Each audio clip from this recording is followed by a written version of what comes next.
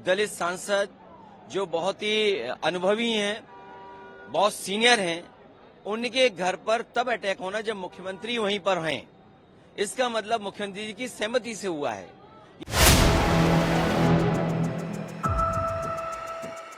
सपा सांसद रामजी लाल सुमन के घर पर हमला, अखिलेश यादव ने कर दिया बड़ा ऐलान। इस वीडियो में हम इसी पर करेंगे बात। नमस्कार, 4 PM पर आप सभी का स्वागत है। एएनआई को सूबे के मुख्यमंत्री योगी आदित्यनाथ जी ने इंटरव्यू दिया, जिसमें उन्होंने जो बातें कही शायद आप उन बातों पर यकीन न कर पाएं। अगर आज आपसे पूछा जाए कि उत्तर प्रदेश की कानून व्यवस्था के बारे में क्या कहना है आपका, तो मौजूदा हालात को देखते हुए आप तो शायद यही कहेंगे कि भगवान भरोसे है यूपी की कानून व्यवस्था। आए दिन हत्याएं, बलात्कार, लूट चरम सीमा पर है, फिर काहे का यूपी सुरक्षित है। एक सांसद के घर पर हमला हो रहा है, वो भी उस दिन जिस दिन मुखिया जी उसी शहर में हो। इससे आप अंदाजा लगा सकते हैं कि हमलावरों के हौसले कितने बुलंद हैं और उत्तर प्रदेश की कानून व्यवस्था कितनी बेहतर है कि उनको ना तो पुलिस का खौफ है और ना ही मुख्यमंत्री जी का। ऊपर से योगी जी कहते हैं कि आज जितना हिंदू सुरक्षित है उतना ही मुसलमान भी सुरक्षित है। अरे कहां कोई सुरक्षित है? जब एक सांसद सुरक्षित नहीं है तो आम लोगों की बात ही मत कीजिए आप। जी हां, सपा सांसद रामजी लाल सुमन ने राणा सांगा पर एक बयान दिया, जिससे देश भर में इस वक्त बवाल मचा है।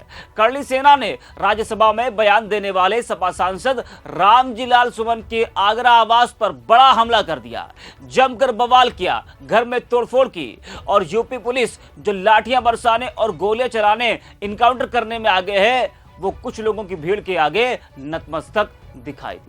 इस बवाल के बाद फिर यूपी की राजनीति में बवाल मच गया। आरोप प्रत्यारोप का दौर शुरू हो गया।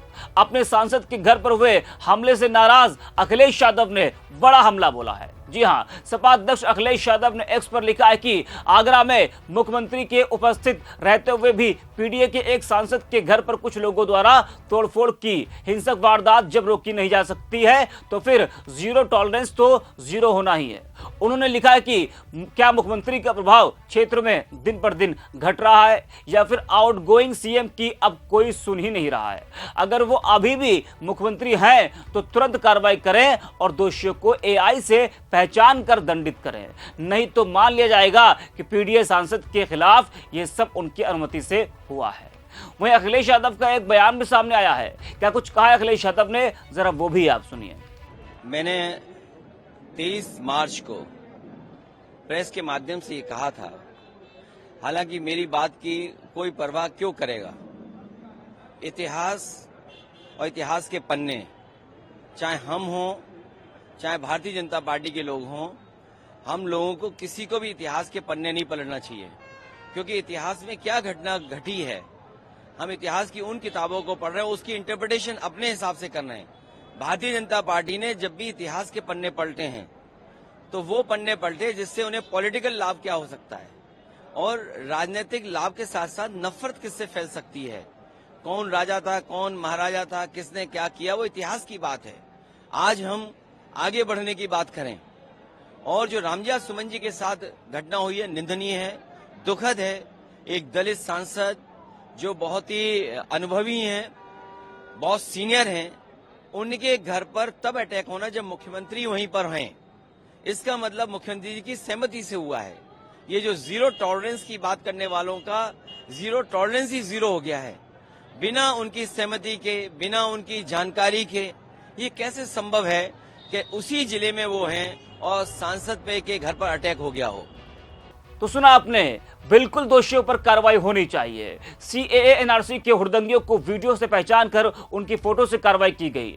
संभल हिंसा में वीडियो से पहचान कर कार्रवाई की गई। बहराइच बवाल पर वीडियो से पहचान कर कार्रवाई की गई। तो सांसद के घर पर हमला करने वाले भी वीडियो में साफ दिख रहे हैं। क्या कोई कार्रवाई होगी? हो सकता हो पुलिस ने कुछ लोगों को हिरासत में लेकर बाद में छोड़ दिया हो, लेकिन हमलावरों पर कठोर कार्रवाई जरूर होनी चाहिए। माना कि सांसद को वो बयान नहीं देना चाहिए था, लेकिन इस देश में पुलिस भी है, अदालत भी है। आप कानून का सहारा लीजिए ना। या नहीं कि आपके पास हजारों की लाखों की भीड़ है तो आप माहौल खराब करेंगे, आप सांसद के घर पर तोड़फोड़ करेंगे। अरे विरोध करें ना आप, लोकतंत्र में विरोध करने का अधिकार तो सभी को है, लेकिन इस तरह से तोड़फोड़ करना, किसी को नुकसान पहुंचाना बिल्कुल भी सही नहीं है। अब इस तस्वीर को जरा आप देखिए ना, पुलिस वालों को भी नहीं छोड़ा गया, किस तरह से घायल किया गया है वो आप देख पा रहे हैं। संभल में पुलिस वालों को खरोच भी आ गई तो कार्रवाई की गई। यहां तो कितनी बुरी तरह से पुलिस वाले घायल हैं, तस्वीर में आप साफ तौर पर देख पा रहे हैं। पुलिस भी सुरक्षित नहीं है तो आम लोगों की बात ही मत कीजिए आप। अब बवाल हुआ क्यों, ये भी आपको जरा हम बताते हैं। आपको बता दें कि बीते दिनों समाजवादी पार्टी के सांसद रामजीलाल सुमन ने राज्यसभा में कहा था कि भारतीय मुसलमान बाबर को आदर्श नहीं मानते, वो पैगंबर मोहम्मद और सूफी परंपराओं का पालन करते हैं। मैं पूछना चाहता हूं कि बाबर को यहां कौन लाया है? इब्राहिम लोदी को हराने के लिए राणा सांगा ने ही बाबर को आमंत्रित किया था। इसलिए अगर मुसलमानों को बाबर का वंशज कहा जाता है तो हिंदू गद्दार राणा सांगा के वंशज होने चाहिए। हम राणा सांगा की आलोचना क्यों नहीं करते, जरा आप भी सुनिए रामजीलाल सुमन ने क्या कुछ कहा था। एक तो ये बीजेपी के लोगों का तकिया कराम हो गया है सभापति महोदय कि मुसलमान इनमें बाबर का डीएनए है। उप सभापति महोदय मैं जानना चाहूंगा कि बाबर का डीएनए मुसलमान में है। हिंदुस्तान का मुसलमान तो बाबर को अपना आदर्श मानता नहीं है, वो तो मोहम्मद साहब को अपना आदर्श मानता है, सूफी संतों की परंपरा को अपना आदर्श मानता है। लेकिन सभापति महोदय मैं जानना चाहूंगा कि बाबर को लाया कौन? बाबर को इब्राहिम लोदी को हराने के लिए राणा सांगा लाया था। तो मुसलमान तो बाबर की औलाद हैं और तुम गद्दार राणा सांगा की औलाद हो, ये हिंदुस्तान में तय हो जाना चाहिए। अगर बाबर की तो आलोचना करते हैं, राणा सांगा की आलोचना नहीं करते। सभापति महोदय ये बहुत सभापति महोदय ये देश की एकता आप अनुभवी आदमी है, बातचीत में संसदीय मर्यादाओं का ध्यान रखें, संसदीय मर्यादाओं का ध्यान रखें। वो टाइम है जो भी चीजें संसदीय मर्यादा का अनुकूल नहीं है, आजादी की लड़ाई में गुलामी की थी सभापति महोदय। Please your time is over, you please sit. तो सुना आपने, सपा सांसद रामजीलाल सुमन के इसी बयान पर इस वक्त बवाल मचा हुआ है और उनके आगरा आवास पर करणी सेना के लोगों ने जमकर तोड़फोड़ की, जिस पर अखिलेश यादव आग बबूला हुए। इस वीडियो में इतना ही। आप देखते रहे 4PM।